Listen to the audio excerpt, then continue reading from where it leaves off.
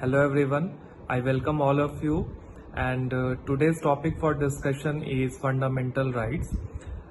हम लोग जानते हैं कि ये पर्टिकुलर टॉपिक जो है it is very important from the exam point of view और इससे हर साल क्वेश्चंस आते ही आते हैं। अब इसमें सोचने वाली बात ये है कि कैसे पढ़ा जाए कि जो क्वेश्चंस आए वो बन जाए। गलती नहीं होनी चाहिए क्योंकि ये एक ऐसा पोर्शन है जहां अगर आप मार्क्स स्कोर करते हैं तो आपके क्लियर करने का एग्जाम का जो ओवरऑल चांस है वो बढ़ जाता है। पॉलिटी एक ऐसा सेक्शन है जहां की आप ऑलमोस्ट क्वेश्चंस को प्रिडिक्ट कर सकते हैं और लास्ट ईयर क्वेश्चंस जो पहले आ चुके हैं उनको अगर आप देखें अच्छे से, जैसे स्टेट सिविल सर्विसेज में जो पूछा गया हो बिहार पब्लिक सर्विस कमीशन के एग्जाम में या यूनियन पब्लिक सर्विस कमीशन के एग्जाम में जो क्वेश्चंस ऑलरेडी आ चुके हैं उनको गो थ्रू करना बहुत जरूरी है। और आज एक स्पेसिफिक टॉपिक है जो हमारा फंडामेंटल राइट्स है। ओवरऑल तो हम डिस्कस करेंगे ही, बट इसमें राइट टू इक्वालिटी जो है उसको पहले हम लोग समझेंगे वो क्या है। और ये एक पूरा एक लेक्चर सीरीज होगा जो कि आज एक पार्ट 1 है और इसमें जो ओवरऑल हमारे 6 राइट्स हैं ब्रॉडली फंडामेंटल राइट्स, तो बाकी सब पर भी चर्चा होगी। But let's start with right to equality. अब राइट टू इक्वालिटी को समझने के पहले हम थोड़ा फंडामेंटल राइट्स को समझें कि फंडामेंटल राइट्स होते क्या हैं।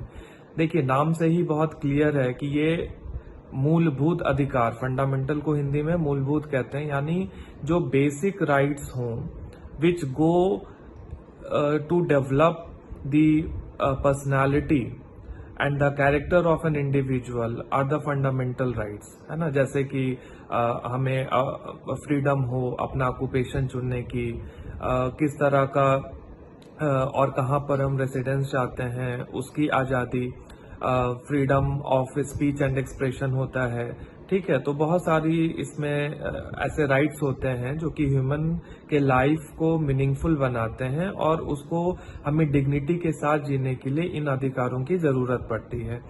तो फंडामेंटल राइट्स जो हैं वो एक रिटन सेट ऑफ राइट्स है जो कि इंडियन कॉन्स्टिट्यूशन में इंश्राइंड है और ये राइट्स जो हैं इनको जस्टिशिएबल कहा जाता है। जस्टिशिएबल का मतलब ये है कि अगर इन राइट्स का वायलेशन होता है तो आप कोर्ट्स अप्रोच कर सकते हैं, हाई कोर्ट अप्रोच कर सकते हैं या सुप्रीम कोर्ट अप्रोच कर सकते हैं और जुडिशरी क्या करेगी, वो इन राइट्स को इन्फोर्स करवाएगी बाय इशूइंग द रिट्स।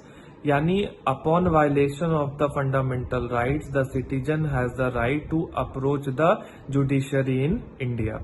तो ये जस्टिशिएबल इसको बनाता है, यानी अगर वायलेशन होता है इन राइट्स का तो सिटीजन को जस्टिस मिलेगा against the violation bye the courts, supreme court and high court. Not all the courts but only supreme court and the high court. ये एक बात हो गई।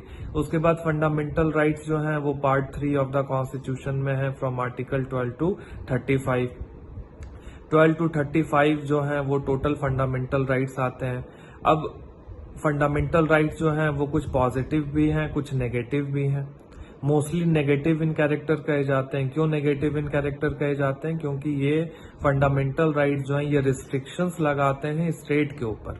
अब क्यों रिस्ट्रिक्शंस लगाते हैं स्टेट के ऊपर? देखिए, डेमोक्रेसी में एक इंडिविजुअल को पूरा राइट होता है कि वो अपने फ्यूचर को डिसाइड करे और गवर्नमेंट का काम होता है कि उसको सारी फैसिलिटीज प्रोवाइड करना। गवर्नमेंट उसके जगह पर डिसीजन मेकिंग ना करे, गवर्नमेंट उसको सारा अपॉर्चुनिटी दे और डिसीजन मेकर अपने लाइफ का खुद वो इंडिविजुअल हो। यानी जो फंडामेंटल राइट्स होते हैं वो इन चीजों को इंश्योर करने में डेमोक्रेसी में मदद करते हैं। फंडामेंटल राइट्स टिरेनिकल स्टेट को प्रिवेंट करते हैं और गवर्नमेंट बाय लॉ इस्टेब्लिश करते हैं, जहां पर कि आगे हम लोग रूल ऑफ लॉ का भी कॉन्सेप्ट समझेंगे। यानी कि कोई भी एग्जीक्यूटिव ऑर्गन हो या लेजिस्लेटिव ऑर्गन हो, उनका अपने अधिकार क्षेत्र से बाहर जाके वो कोई भी पावर को एक्सरसाइज नहीं कर सकते हैं, ठीक है। यानी इंडिविजुअल जो होगा वो अपने लाइफ का डिसीजन खुद लेगा और यहाँ पर उसके लाइफ में अनवारंटेड इंटरफेरेंस जो है वो स्टेट के द्वारा ना हो। आर्बिट्ररी पावर का एक्सरसाइज स्टेट ना कर सके। आर्बिट्ररी पावर मतलब एक ऐसा पावर जिसको कि आर्बिट्ररी मैनर में, यानी वो कोई उसका लीगल बेसिस नहीं है, वो बिल्कुल आर्बिट्ररली गवर्नमेंट के द्वारा जो है वो एक्सरसाइज किया जाए, तो उसको हम लोग कहते हैं टेरेनी। टेरेनी मतलब अत्याचार होता है कि गवर्नमेंट जो है वो बाय लॉ एस्टैब्लिश्ड है और इसको बाय लॉ ही काम करना है। और लॉ का अगर कोई भी लॉ सरकार बनाती है और वो अगर in violation of the fundamental rights आएगा तो फिर उस लॉ को डिक्लेयर कर दिया जाता है वॉइड बाय द कोर्ट्स। जैसा कि हम लोग कुछ देर पहले समझे कि जस्टिसेबल है। जस्टिसेबल का मतलब कि upon violation of the fundamental rights the citizens can approach the courts, the supreme court और the high court, and the courts can declare the laws to be void. That ensures the justice against the violation of the fundamental rights। यानी justiciable है, negative in character है क्योंकि restrictions लगाता है state के ऊपर, और पॉजिटिव इन कैरेक्टर है। एक इक्वालिटी बिफोर लॉ पे हम लोग देखेंगे, rule of equality before law पे, कि ये पॉजिटिव इन कैरेक्टर कैसे होता है। ठीक है, यानी इसके कैरेक्टरिस्टिक फंडामेंटल राइट्स के क्या हो गए कि ये नेगेटिव इन कैरेक्टर हो गया, जस्टिसेबल हो गया, ये परमानेंट या सैक्रोसैंक्ट नहीं है, इसको अमेंड किया जा सकता है। Fundamental rights can be amended provided the basic structure of the constitution is not violated और डिस्टर्ब्ड। ठीक है, ये एब्सोल्यूट भी नहीं है कि बस एक बार मिल गया तो बस इस पे कोई रिस्ट्रिक्शंस नहीं लगेगा, ऐसा कुछ नहीं है, ना ही ये परमानेंट है। रीजनेबल रिस्ट्रिक्शंस लगते हैं फंडामेंटल राइट्स के ऊपर। ओके, तो ये क्या हो गया, ये जस्टिसेबल इन कैरेक्टर हो गया fundamental rights. Negative in character भी दिखता है क्योंकि रिस्ट्रिक्शन स्टेट के ऊपर लगाता है। एब्सोल्यूट नहीं है, क्वालिफाइड है, यानी क्वालिफिकेशंस कुछ इसके साथ दिए गए हैं, यानी रिस्ट्रिक्शंस दिए गए हैं जो कि रीजनेबल होंगे और वो सिटीजन्स के फंडामेंटल राइट्स पर लग सकते हैं, रीजनेबल रिस्ट्रिक्शंस। यानी ये राइट्स जो है वो एब्सोल्यूट नहीं बट क्वालिफाइड है, और इन राइट्स को अमेंड किया जा सकता है पार्लियामेंट के द्वारा, इसलिए ये परमानेंट और सैक्रोसैंक्ट नहीं है। ओके, और ये जो राइट्स हैं फंडामेंटल राइट्स अपने नेचर के वजह से ये पॉलिटिकल जस्टिस इंश्योर करते हैं। क्या इंश्योर करते हैं? पॉलिटिकल जस्टिस इंश्योर करते हैं। ठीक है, तो ये ब्रॉडली कैरेक्टर हो गया फंडामेंटल राइट्स का कि fundamental rights are justiciable in nature, they are negative in character, they are not permanent और sacrosanct but subject to amended by the parliament, and these are not absolute but qualified। ठीक है, ये rights के character हो गए। अब fundamental right जैसे शुरू में मैंने बताया कि फ्रॉम आर्टिकल 12 to 35 है। अब 12 जो है वहां पे क्या है, वहां पे स्टेट का डेफिनेशन है कि जैसे शुरू में बताया मैंने कि स्टेट टेरेनिकल ना हो जाए। स्टेट की टेरेनी से बचाना है किसको? सिटीजन्स को बचाना है। तो स्टेट होता क्या है? सबसे पहले स्टेट को डिफाइन करना पड़ेगा, यानी जो पार्लियामेंट हो गया और जो यूनियन गवर्नमेंट है सेंट्रल लेवल पर, स्टेट लेवल पर जो स्टेट अथॉरिटीज हो गई, right from the state legislative assembly और द स्टेट गवर्नमेंट, या फिर जो लोकल बॉडीज है, statutory bodies, non statutory body, या कोई भी एजेंसी जो कि एजेंट के रूप में गवर्नमेंट की काम कर रही है, यानी गवर्नमेंट की सर्विसेज को अगर डिलीवर कर रही है, गवर्नमेंट की एजेंसी, गवर्नमेंट बॉडी नहीं है, प्राइवेट बॉडी है बट गवर्नमेंट की एजेंसी के रूप में काम कर रही है, तो वो भी स्टेट के अंदर डिफाइंड होगा। तो स्टेट के अंदर क्या डिफाइंड होगा? पार्लियामेंट डिफाइंड होगा, गवर्नमेंट ऑफ इंडिया डिफाइंड हो गया, स्टेट की लेजिस्लेटिव असेंबलीज डिफाइंड हो गई, स्टेट गवर्नमेंट डिफाइंड हो गया, लोकल बॉडीज जैसे म्यूनिसिपैलिटीज, पंचायत, डिस्ट्रिक्ट बोर्ड्स, ये सब डिफाइंड हो गए स्टेट के अंदर, और स्टेचुटरी नॉन स्टेचुटरी बॉडीज हो गई, जैसे जो पार्लियामेंट में एक्ट के थ्रू बॉडीज क्रिएटेड है वो स्टेचुटरी बॉडीज हो गई, या स्टेट लेजिस्लेटिव असेंबली में जो एक्ट के थ्रू क्रिएटेड है वो स्टेचुटरी बॉडी हो गई, तो वो भी आ जाएगी इसके डेफिनेशन में, स्टेट के डेफिनेशन में, या फिर कोई प्राइवेट एजेंसी जो कि as an agent of the government काम कर रही है। तो ये डेफिनेशन ऑफ स्टेट हो गया, यानी इनमें से किसी बॉडी के एक्शन के वजह से अगर आपका फंडामेंटल राइट्स वायलेट होता है तो वो कहा जाएगा कि अब आप इस मैटर को लेके कोर्ट अप्रोच कर सकते हैं, क्योंकि ब्रॉडली जो फंडामेंटल राइट्स हैं वो available against the action of the state है, नॉट इंडिविजुअल। कुछ एक्सेप्शंस हैं जिनके बारे में आगे हम लोग बात करेंगे, बट ब्रॉडली क्या है, अगर स्टेट वायलेट करता है आपके फंडामेंटल राइट को तभी आप कोर्ट अप्रोच कर सकते हैं। So that is first thing. तो ये हो गया, हम लोग आर्टिकल 12 समझे कि 12 में स्टेट डिफाइंड है। आर्टिकल 13 में क्या डिफाइंड है? आर्टिकल 13 में लॉ डिफाइंड है। नाउ द लॉ, अब लॉ का जो डेफिनेशन है आर्टिकल 13 कहता है कि any law that is inconsistent और in derogation of the fundamental right shall be declared void.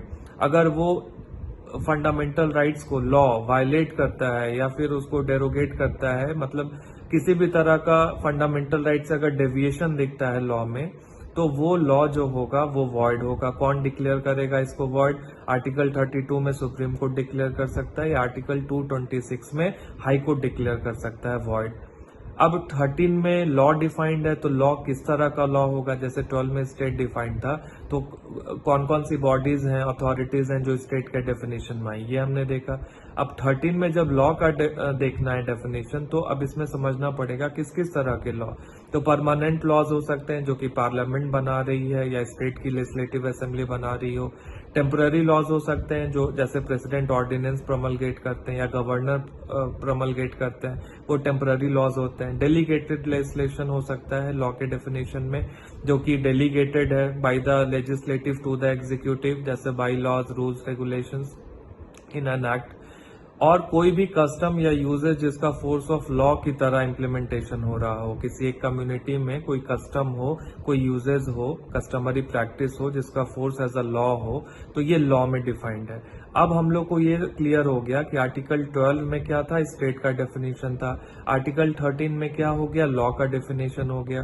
13 में लॉ का डेफिनेशन कहता है कि भाई ये सारे जो परमानेंट टेम्पररी लॉज हैं, डेलीगेटेड लेजिस्लेशन है या कस्टम्स यूजेज जो है, वो अगर वायलेट होता है किसके द्वारा? स्टेट के द्वारा। और किसके अगेंस्ट वायलेशन माना जा रहा है? फंडामेंटल राइट्स के अगेंस्ट। तब आप कोर्ट से अप्रोच कर सकते हैं और ये राइट्स आपको पता चल जाएगा कि जस्टिसेबल है। कोर्ट जो होगा वो रिट्स इशू करके इनको इन्फोर्स करवा देगा, यानी राइट्स का उल्लंघन होने से कोर्ट्स बचाएगा। तो हर जगह देख रहे हैं कि कोर्ट्स की इतनी बड़ी रिस्पॉन्सिबिलिटी है और फंडामेंटल राइट्स आपके वायलेट हो रहे हैं, तो आप अपने प्राइम मिनिस्टर के पास नहीं जा रहे, आप प्रेसिडेंट के पास नहीं जा रहे, आप गवर्नर या सीएम को अप्रोच नहीं करते, आप किसको अप्रोच करते हैं? अगर राज्य में आप अप्रोच करना चाहें तो हाई कोर्ट को करते हैं या तो सुप्रीम कोर्ट को करते हैं। यानी guardian of the fundamental rights जो है वो माना जाएगा किसको?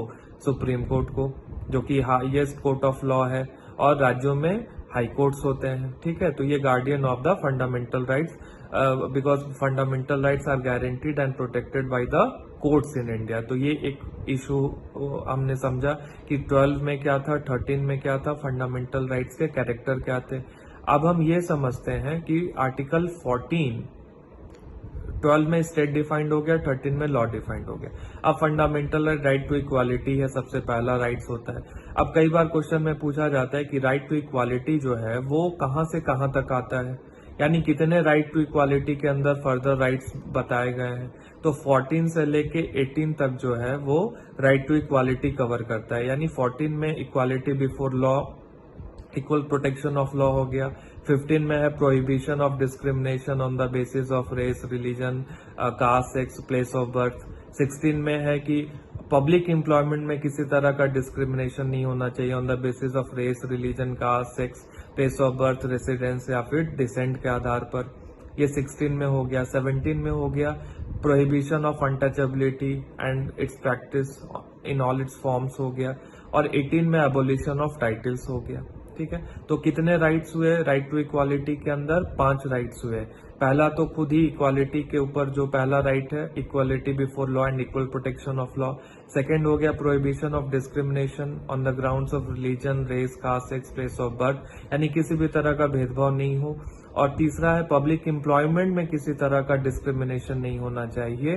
पब्लिक एम्प्लॉयमेंट में, प्राइवेट एम्प्लॉयमेंट में नहीं, केवल पब्लिक एम्प्लॉयमेंट में, यानी स्टेट के तरफ से जो एम्प्लॉयमेंट अपॉर्चुनिटीज आ रही है उसमें कोई भी discrimination on the basis of race, religion, caste, sex, place of birth, residence, place of birth और रेसिडेंस या फिर डिसेंट के आधार पर नहीं होगा।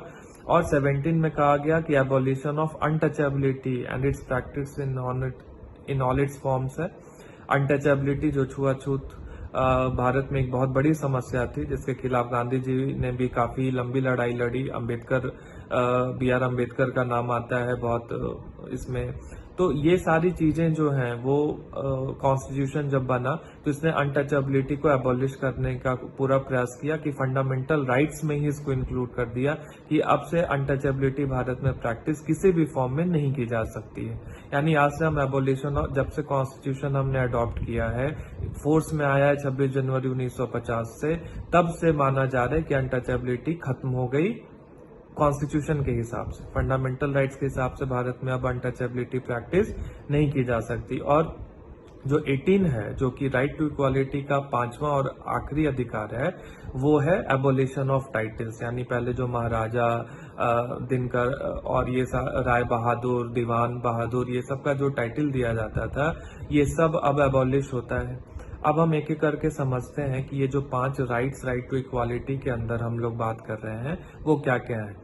तो शुरुआत करते हैं equality before law and equal protection of law से। इक्वालिटी बिफोर लॉ जो है वो बेसिकली रूल ऑफ लॉ का कॉन्सेप्ट है, जो एवी डाइसी जी ने दिया था। ब्रिटिश जूरिस्ट थे, ब्रिटेन के जूरिस्ट थे। उन्होंने कहा कि रूल ऑफ लॉ का कॉन्सेप्ट क्या है। रूल ऑफ लॉ कहता है कि आर्बिट्ररी पावर नहीं है स्टेट में। स्टेट में जो भी एक्शन लिया जा रहा है उसका एक लीगल बेसिस होगा, यानी एक लॉ है जिसके बेसिस पर एक्शन लिया जा रहा है। तो आर्बिट्ररी पावर नहीं होगा, लॉ होगा जिसके आगे सब कोई इक्वल होंगे। तो पहला क्या हो गया first point rule of law में कि there will be no arbitrary power, there shall be a law. Second चीज हो गया कि उस लॉ के सामने सारे जो हैं क्लास ऑफ पीपल, रिच हो पुअर हो, वो सब इक्वली सब्जेक्टेड होंगे, यानी वो लॉ किसी के लिए बदलेगा नहीं। और तीसरा उन्होंने कहा कि कॉन्स्टिट्यूशन जो है ब्रिटेन का, जो कि अनरिटेन कॉन्स्टिट्यूशन है, is the result of the rights of the individuals. ठीक है, तो 3 पॉइंट एवी डाइसी ने अपने रूल ऑफ लॉ के कॉन्सेप्ट में दिया। उन्होंने कहा कि देखो भाई, ब्रिटेन में जो है वो रूल ऑफ लॉ काम करता है। यहाँ पे कोई किसी का आर्बिट्ररी पावर नहीं चलता। एक कानून है जिस कानून के सामने सब कोई बराबर होते हैं, और कॉन्स्टिट्यूशन जो ब्रिटेन का माना जाता है वो जो है वो result of the rights of the individual माना जाता है। अब इंडिया में रूल ऑफ लॉ के 2 प्रोविजंस तो माने गए कि पहला तो ये है कि एक आर्बिट्ररी पावर नहीं होगा, एक लॉ है जिसके आगे सब कोई इक्वली सब्जेक्ट टू होंगे। ठीक है, लेकिन तीसरा जो कॉन्सेप्ट एवी डाइसी ने दिया कि वहां पे कॉन्स्टिट्यूशन जो है वो result of the rights of individual है, वो यहाँ एप्लीकेबल नहीं होता। यहाँ पे कहा जाता है कि constitution is the source of the rights of the individual. जैसे कि हम लोग शुरू में भी देखे कि फंडामेंटल राइट जो हमारे पार्ट 3 में है, फ्रॉम आर्टिकल 12 to 35, तो ये कॉन्स्टिट्यूशन में है। यानी हम अपने फंडामेंटल राइट्स कहाँ से डिराइव कर रहे हैं? कॉन्स्टिट्यूशन से डिराइव कर रहे हैं। So source of our fundamental right is what? Constitution itself.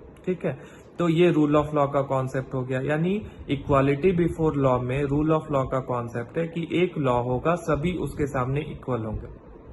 कोई क्लास लेजिस्लेशन नहीं होगा कि ये अमीर है तो इसके लिए अलग लॉ होगा, कोई गरीब है तो उसके लिए अलग लॉ होगा। एक लॉ होगा, सभी इक्वली। जैसे सपोज कि कोई आप क्राइम सुनते होंगे कि किसी ने मर्डर किया, किसी ने कुछ इस तरह का लॉ ब्रेक करने की कोशिश की, तो उससे ये नहीं पूछा जाता है कि आपकी एनुअल इनकम क्या है, उस हिसाब से हम आपको सजा देंगे, या आपका रेसिडेंस कहाँ पे, उस हिसाब से आपको सजा मिलेगी। लॉ का जो प्रोविजन है वो इक्वली सख्त है सभी के लिए। ठीक है, तो ये इक्वालिटी बिफोर लॉ का कॉन्सेप्ट हो गया। लेकिन ये नेगेटिव इन कैरेक्टर है। क्यों नेगेटिव इन कैरेक्टर है? क्योंकि सोसाइटी में इक्वालिटी एग्जिस्ट करती नहीं है, और ये मान के चलता है कि एक लॉ होगा जो कि सभी को इक्वली ट्रीट करेगा। जब सोसाइटी में इनइक्वालिटी है तो लॉ एक इक्वल कैसे हो सकता है सभी के लिए? ठीक है, तो इस प्रॉब्लम को दूर करने के लिए दूसरा कॉन्सेप्ट अमेरिकन कॉन्स्टिट्यूशन से इंस्पायर्ड था, जो कि है इक्वल प्रोटेक्शन ऑफ लॉ। अब इक्वालिटी बिफोर ऑफ लॉ समझा हमने कि रूल ऑफ लॉ से इंस्पायर्ड है, जो कि नेगेटिव इन कैरेक्टर है। कहता है एक लॉ होगा, सभी उसके बराबर होंगे। वो एज्यूम करके चल रहा है कि समाज में इक्वालिटी है, लेकिन ऐसा है नहीं। तो इक्वल प्रोटेक्शन ऑफ लॉ कहता है, ये पॉजिटिव इन कैरेक्टर है, कि equal treatment to those who are equally placed in the society. और इक्वल ट्रीटमेंट उनका होगा जो इक्वली उस सिचुएशन में होंगे। ठीक है, फॉर एग्जाम्पल कि रिजर्वेशन देने की अगर जरूरत होगी तो हमने देखा है कि शेड्यूल कास्ट के लोगों को, शेड्यूल ट्राइब्स के लोगों को, अदर बैकवर्ड क्लासेस के लोगों को ओवर द ईयर्स रिजर्वेशन मिला है। अब जनरल कैटेगरी में भी इकोनॉमिकली वीकर सेक्शन को मिला है, लेकिन ऐसा तो नहीं कह सकते कि देश में जितनी आबादी है, जितनी पॉपुलेशन है, सबको हम रिजर्वेशन एक्सटेंड करते हैं। ये मीनिंगलेस एक एस्पेक्ट हो जाता है, क्योंकि रिजर्वेशन उसी को मिल सकता है जो उसकी जरूरत जिसको है। यानी जरूरत है, इसका मतलब सभी इक्वल लेवल पर इकोनॉमिकली समाज में नहीं है, और इकोनॉमिकल इनइक्वालिटी की वजह से सोशल इनइक्वालिटी भी राइज करती है। ठीक है, दोनों एक दूसरे से रिलेटेड टर्म है। तो इक्वल प्रोटेक्शन ऑफ लॉ कहता है कि भाई उनके लिए लॉ इक्वल होगा जो इक्वली प्लेस्ड होंगे, जो अनइक्वली प्लेस्ड हैं, जिनका समाज में ही अलग अलग दर्जा है उनके इकोनॉमिक सिचुएशन के आधार पे, सोशल सिचुएशन के आधार पे, तो उनके लिए एक तरह का लॉ हम नहीं अलाउ कर सकते। तो ये दोनों मिलके पार्ट 1 बनाता है राइट टू इक्वालिटी का, जो कि equality before law and equal protection of law हो गया। ठीक है, अब सेकंड पार्ट क्या है? Prohibition of discrimination on the ground of race, religion, caste, sex, place of birth. कोई भी भेदभाव नहीं होगा, किसके बेसिस पे? Race, religion, sex, caste, place of birth पर। ठीक है, और इसमें ये भी स्टेट एक्शन के अगेंस्ट अवेलेबल है। लेकिन पब्लिक प्लेसेस में जैसे कुआं हो गया या हैंडपंप लगा हुआ है, कुछ इस तरह से पब्लिक यूज का ये लोकेशन है जहां की फंडेड भी जो है वो पार्टली या फुली बाय द स्टेट है, तो वहां पे अगर प्राइवेट इंडिविजुअल भी कुछ रिस्ट्रिक्शंस लगाने की कोशिश करें या रेगुलेशन, जैसे सपोज कोई कुआं है किसी गांव में या हैंडपंप बना हुआ है जो कि सरकार के पैसे के द्वारा फुली या पार्टली फंडेड है, अब उस पे कुछ वहां के जो लोग हैं जिनका की एक डोमिनेंस है उस क्षेत्र में, वो अगर कहें कि भाई हम रिस्ट्रिक्शंस लगाते हैं कि इस कास्ट के लोग या यहाँ पे जन्म लिया हुआ व्यक्ति या इस जेंडर का व्यक्ति ये यहाँ पे कुआं से पानी नहीं निकाल सकता, तो वो क्या होगा? वो वायलेशन ऑफ द लॉ हो गया। क्योंकि प्रोहिबिशन ऑफ डिस्क्रिमिनेशन में सेकंड पार्ट जो पब्लिक प्लेसेस है पब्लिक यूज के लिए, उसके अगेंस्ट अगर इंडिविजुअल भी उसको वायलेट करता है तो भी रिकोर्स अवेलेबल है। यानी कोई भी इंडिविजुअल जो कि पीड़ित है वो कोर्ट्स, सुप्रीम कोर्ट या फिर हाई कोर्ट रीच कर सकता है और कोर्ट उसको इन्फोर्स करवाएगा। इंडिविजुअल अगर जो भी इस तरह का रेगुलेशन रिस्ट्रिक्शन लगा रहा है वो इलीगल टर्म हो जाएगा और वो नल एंड वॉइड होगा, पनिशमेंट अकॉर्डिंगली मिल सकती है उसको। अब 16 की हम लोग बात करें, ये 15 था प्रोहिबिशन ऑफ डिस्क्रिमिनेशन। 16 में पब्लिक एम्प्लॉयमेंट जहां पर होगा वहां पे डिस्क्रिमिनेशन नहीं होगा। ठीक है, अब जैसे 15 में भी जो डिस्क्रिमिनेशन नहीं हो रहा है तो वहां पे कुछ एक्सेप्शंस हैं, जैसे विमेन के लिए एक्सेप्शन हो सकता है, बच्चों के लिए एक्सेप्शन हो सकता है। काम करता है एक्सेप्शन कहता है, जैसे हम ये समझ रहे हैं इक्वल प्रोटेक्शन ऑफ लॉ का कॉन्सेप्ट समझ रहे हैं कि जहां पर इक्वालिटी है ही नहीं समाज में, वहां पे एक लॉ इक्वल सबके लिए कैसे हो सकता है। तो यहाँ पर जब हम बात कर रहे हैं पब्लिक एम्प्लॉयमेंट की भी, तो हम जब रिजर्वेशन विमेन को नहीं देंगे तो उनका पार्टिसिपेशन इकोनॉमी में नहीं बढ़ेगा।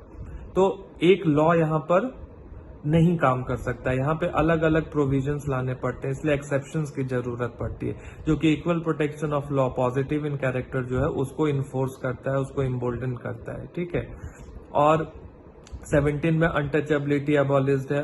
अनटचेबिलिटी कॉन्स्टिट्यूशन में डिफाइन नहीं की गई है, इस चीज को ध्यान में रखना है। किसी भी फॉर्म में जो प्रैक्टिस की जाए अनटचेबिलिटी, वो एबॉलिश समझी जाएगी फंडामेंटल राइट्स के accordingly. Protection of civil rights act जो है इसको बनाया गया, SC/ST prevention of atrocities act बनाया गया। इसका ऑब्जेक्टिव क्या था? इसका ऑब्जेक्टिव ये था कि भाई जो भी अत्याचार हो रहा है शेड्यूल कास्ट या शेड्यूल ट्राइब्स के लोगों पर, तो उसको कैसे रोका जाए। और जैसे कुछ फंडामेंटल राइट्स जो हैं वो सेल्फ इन्फोर्सेबल हो जाते हैं, उनको इन्फोर्स करने के लिए लॉ की जरूरत नहीं पड़ती, बट कुछ ऐसे फंडामेंटल राइट्स हैं जैसे अभी आर्टिकल 17 हम लोग देख रहे हैं अनटचेबिलिटी, जो कि एबॉलिशन तो आ गया लेकिन इसको इन्फोर्स करने के लिए एक अलग से लॉ भी बनाने की जरूरत पड़ती है, और वो पार्लियामेंट ही बना सकती है। फंडामेंटल राइट्स को इन्फोर्स करने के लिए अगर कोई लॉ बॉडी ऑथोराइज्ड है बनाने के लिए, तो वो सिर्फ और सिर्फ पार्लियामेंट ऑथोराइज्ड है आर्टिकल 35 के अंदर। आर्टिकल 35 के अंदर पार्लियामेंट फंडामेंटल राइट्स को इम्प्लीमेंट करने के लिए लॉ बना सकती है। और 18 जो लास्ट राइट आता है राइट टू इक्वालिटी में, वो एबोलिशन ऑफ टाइटल्स है। यानी जो टाइटल्स पहले दिए जाते थे, हेरिडेटरी टाइटल्स है, महाराजा हो गया, उनका आगे जो जनरेशन चलेगी वो टाइटल कंटिन्यू करेगा। फिर राय बहादुर, दीवान बहादुर, इस तरह के कई सारे टाइटल जो मिल रहे थे, ये सब अनइक्वालिटी शो करते थे कि भाई कुछ जो क्लास ऑफ पीपल हैं वो खास हैं, दूसरे जो हैं वो उतने खास नहीं है। तो ये चूंकि इक्वालिटी प्रिंसिपल को वायलेट करता है, तो जब भारत आजाद हुआ तो इस तरह के टाइटल्स को एबॉलिश किया गया। लेकिन इसका मतलब ये नहीं है कि जो मिलिट्री के टाइटल्स हैं और जो अवार्ड्स मिलते हैं, जो सिविलियन अवार्ड्स हैं, या जो एकेडमिक डिग्री मिलती है, एकेडमिक टाइटल्स मिलते हैं, जैसे पीएचडी कोई कर रहा है तो उसके आगे डॉक्टर लगेगा, तो ये सब एबॉलिश नहीं होता है। ये सब एबॉलिश नहीं होता है क्योंकि मेरिट सिस्टम को अपहोल्ड करने के लिए ये टाइटल्स का जरूरत है, but hereditary titles are abolish. तो अब आज के सेशन में इतना ही समझें कि फंडामेंटल राइट्स जो हैं वो पार्ट 3 में आते हैं, फ्रॉम आर्टिकल 12 टू 35 आते हैं। 12 में हमने देखा स्टेट का डेफिनेशन था, जहां की स्टेट के डेफिनेशन के अंदर पार्लियामेंट, सेंट्रल गवर्नमेंट आ गई, parliament government of India, state legislative assembly and the government of the state आ गया, लोकल बॉडीज आ गई जहां की पंचायत हो गया, म्यूनिसिपैलिटी, डिस्ट्रिक्ट बोर्ड्स वगैरह, statutory, non statutory bodies cover हो गए, और कोई भी प्राइवेट बॉडी भी जो एक एजेंट ऑफ द गवर्नमेंट काम करे, एजेंसी, वो भी आ जाएगी स्टेट के डेफिनेशन में, क्योंकि फंडामेंटल राइट्स वायलेट हो रहा है। तो यही स्टेट में से कोई एक बॉडी है जो उसको वायलेट करेगी, जिसके अगेंस्ट रिकोर्स अवेलेबल है। अब लॉ जो है वो आर्टिकल 13 में डिफाइन हो गया कि भाई किस लॉ के थ्रू वायलेशन हुआ, क्या ऐसा प्रोसीजर इस्टेब्लिश बाय लॉ था जिसके अगेंस्ट जो कि वायलेट कर दिया आपके फंडामेंटल राइट को। तो 13 में लॉ डिफाइंड हो गया। 13 में जो लॉ डिफाइंड है उसमें परमानेंट लॉ जो कि पार्लियामेंट बना दी, स्टेट लेजिस्लेटिव असेंबली बना दी, टेम्पररी लॉज हो गए, bylaws, rules, regulation, delegated legislation, या फिर कोई कस्टम यूजेस जो कि कोई प्रैक्टिस में है। लेकिन आर्टिकल 13 में जहां लॉ डिफाइंड है, वहां कॉन्स्टिट्यूशन अमेंडमेंट को as a law under article 13 define नहीं किया गया है। और आर्टिकल 13 से ही concept of judicial review flow करता है, जहां पे कि जुडिशरी यानी सुप्रीम कोर्ट अंडर आर्टिकल 32 और हाई कोर्ट अंडर आर्टिकल 226 ये देख सकता है कि क्या लॉ जो है वो वायलेट कर रहे हैं फंडामेंटल राइट को। यानी एलिमेंट ऑफ जुडिशियल रिव्यू भी कॉन्स्टिट्यूशन ऑफ इंडिया में कहीं सेपरेटली मेंशन नहीं की गई है, बट इसका कॉन्सेप्ट आर्टिकल 13, 32 एंड 226 में मिलता है। उसके बाद 14 टू 18 हमने देखा कि राइट टू इक्वालिटी होता है। यानी राइट टू इक्वालिटी अगर पूछा जाए क्वेश्चन में कि कहां से कहां तक आर्टिकल में है, तो 14 से लेके 18 तक है। 14 में क्या है, equality before law, equal protection of law देखा। Equality before law rule of law से इंस्पायर्ड है, एविडाइसी का कॉन्सेप्ट था, और नेगेटिव इन कैरेक्टर है क्योंकि ये मान के चलता है कि एक ही लॉ होगा, सभी समाज में equally subject to that law होंगे, जो कि इन रियलिटी पॉसिबल नहीं है। यानी समाज में इनइक्वालिटी है, तो अब इसको दूर करने के लिए equal protection of law, American expression जो है उसको लाया गया कि भाई अनइक्वल जो इसमें है, सिचुएशन में है, उनके लिए equal treatment of law possible नहीं है। तो equal treatment to those who are equally placed in the society देखा जाएगा, जहां पर कि पॉजिटिव अफर्मेशन यानी रिजर्वेशन का भी कॉन्सेप्ट फ्लो करता है कि भाई रिजर्वेशन एक उसमें कॉन्सेप्ट है अफर्मेशन, पॉजिटिव अफर्मेशन में, कि रिजर्वेशन देके समाज के कुछ तबके को हम ऊपर ला सकते हैं, तो वो इक्वल प्रोटेक्शन ऑफ लॉज हो जाता है। और उसके बाद फिर 15 में हम प्रोहिबिशन ऑफ डिस्क्रिमिनेशन देखा हमने। 16 में हमने पब्लिक एम्प्लॉयमेंट में देखा कोई डिस्क्रिमिनेशन नहीं होगा, बट देयर आर एक्सेप्शंस। और 17 में हमने देखा abolition of untouchability and practice in all it's forms. And 18 में हमने एबॉलिशन ऑफ टाइटल्स देखा।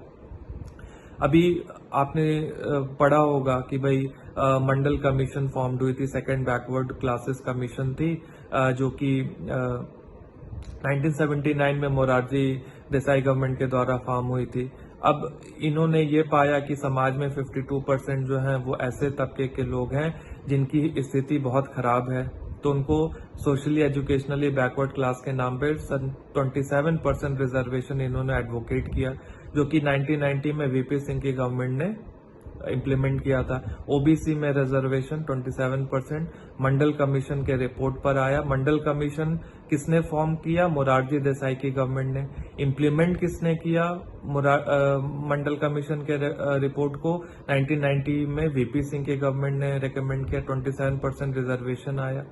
तो ये सारा जो कॉन्सेप्ट था ये आपका एक पार्ट आज ये सीरीज का था कि राइट टू इक्वालिटी हम लोग 14 से 18 तक समझते हैं, 12 में क्या है, 13 में क्या है, ये हम लोग समझते हैं। फंडामेंटल राइट्स का कैरेक्टर क्या है? फंडामेंटल राइट जो कि जस्टिसेबल इन नेचर है, मोस्टली नेगेटिव इन कैरेक्टर है, रिस्ट्रिक्शंस ऑन द स्टेट लगाता है, इसलिए नेगेटिव इन कैरेक्टर बनता है। स्टेट को हिदायत है भाई ये मत करो वो मत करो, नहीं तो फंडामेंटल राइट सिटीजन का वायलेट हो जाएगा। उसके बाद फंडामेंटल राइट्स जो वो परमानेंट या सैक्रोसैंक्ट नहीं है, इनको बदला जा सकता है, अमेंड किया जा सकता है, पार्लियामेंट कॉम्पिटेंट है अमेंड करने के लिए, लेकिन basic structure of the constitution violate नहीं हो। आगे हम लोग समझेंगे कि ये बेसिक स्ट्रक्चर क्या होता है। और फंडामेंटल राइट्स जो हैं वो एब्सोल्यूट नहीं है, क्वालिफाइड है, रिस्ट्रिक्शंस इसमें लगते हैं। तो ये हम लोग पूरा समझ पाए आज के इस सेशन में। आई होप कि ये क्लियर हुआ होगा, और अगर इसमें कुछ आपको डाउट्स है तो प्लीज कमेंट सेक्शन में लिख सकते हैं कि 14 से 18 तक आपको कहाँ डाउट था, क्योंकि नेक्स्ट में फिर हम लोग राइट टू फ्रीडम में आगे बढ़ेंगे 19 से 22 तक जो कवर होता है। और इस फंडामेंटल राइट से रिगार्डिंग जो भी सुप्रीम कोर्ट के जजमेंट्स हैं वो आगे आने वाले सेशन में जहां जहां जरूरत पड़ेगी मैं आप लोगों के साथ डिस्कस करूंगा। तो आई होप कि इतना क्लियर हो पाया आप लोगों को, और प्रीवियस ईयर क्वेश्चंस प्रैक्टिस कीजिए और इस कॉन्सेप्ट को, फंडामेंटल राइट्स को अच्छे से पढ़िए ताकि आपके सारे क्वेश्चंस यहाँ से बन सके। So I am ending this session now.